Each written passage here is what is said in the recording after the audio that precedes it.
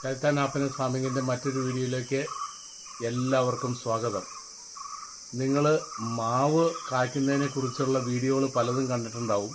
പക്ഷേ ഇതുപോലെ ഭ്രാന്ത് പിടിച്ച പോലെ നമ്മൾ പറയണല്ലേ, കൊലച്ച് മാങ്ങ കായ്ക്കുന്ന മാവ് ഇതൊരു അത്ഭുതം തന്നെയാണ്. നമ്മുടെ ഹെൽത്ത് ആൻഡ് ഹാപ്പിനെസ് ഫാമിങ്ങിൻ്റെ ഫ്രൂട്ട്സ് ഗാർഡനിലുള്ളൊരു മാവാണിത്.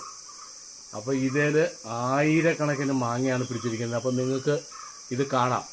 ഇതിൻ്റെ കൊലകൾ നിങ്ങൾ ശ്രദ്ധിച്ചു കഴിഞ്ഞാൽ കാണാം, ഒരു കൊലയിൽ എത്ര മാങ്ങയാണ് പിടിച്ചേക്കണത്. ഈ മാവ് മൊത്തം ഞാൻ കാണിച്ചു തരാം കേട്ടോ. ഇത് നോക്കുക, ഒരു കൊലയിൽ എത്ര മാങ്ങ. അതുകൊണ്ട് മുകളിൽ നിന്ന് നിങ്ങൾ എണ്ണുക. ഇതിൻ്റെ കമ്പിലേക്ക് നോക്കിയാൽ മിക്കവാറും മാവിൻ്റെ കമ്പുകൾ അങ്ങോട്ടും ഇങ്ങോട്ടും എല്ലാം ഒടിഞ്ഞ് താഴേക്കാണ്. ഇതധികം ഹൈറ്റില്ല കേട്ടോ, നമുക്ക് താഴെ തന്നെ നിന്ന് മാങ്ങ പറിക്കാവുന്ന രീതിയിലാണ്. ഇത് കണ്ടോ, തറയിൽ നിന്ന് നേരെ മുകളിലേക്ക് 5 അടി 10 അടി 15 അടി ഹൈറ്റിലാണ് മാങ്ങകൾ എടുക്കുന്നത്.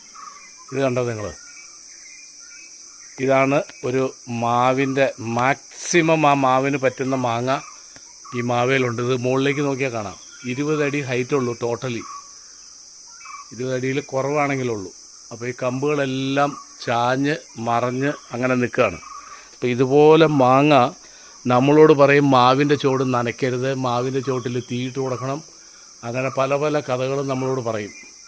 പക്ഷേ എൻ്റെ ഇതിൽ പറഞ്ഞു കഴിഞ്ഞാൽ ഈ മാവിന് വലിയ പരിചരണങ്ങളൊന്നും നമ്മൾ കൊടുക്കേണ്ട കാര്യമില്ല.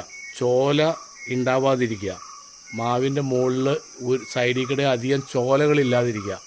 ചോലകളില്ലാതിരുന്നാൽ തന്നെ ഇതുപോലെ മാങ്ങ നമുക്ക് കിട്ടും. അതിപ്പോൾ ഒരു മാവല്ല, നമ്മുടെ പല മാവുകളും ഇതേപോലെ. അപ്പോൾ ഈ മാവിൻ്റെ കമ്പ് നമ്മൾ മിക്കവാറും ഇത് നമ്മൾ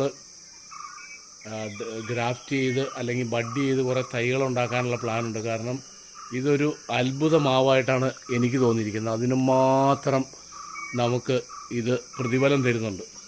അപ്പോൾ നമുക്കെല്ലാവർക്കും ഇഷ്ടപ്പെട്ട ഒരു മാവായിട്ട് ഇതൊരു നാടൻ മിക്സ് വെറൈറ്റിയാണ്. അച്ചാറിടാൻ, അതുപോലെ തന്നെ നമുക്ക് കറി വയ്ക്കാൻ എല്ലാത്തിനും നല്ലതാണ്. പഴുത്താൽ ഒരു മിക്സഡ് ടേസ്റ്റാണ്. എന്നാലും ചെറിയ മാങ്ങ ആയതുകൊണ്ട് പഴുത്താലും ഓക്കെ, നോ പ്രോബ്ലം. അപ്പോൾ എല്ലാ കൂട്ടുകാർക്കും നന്ദി.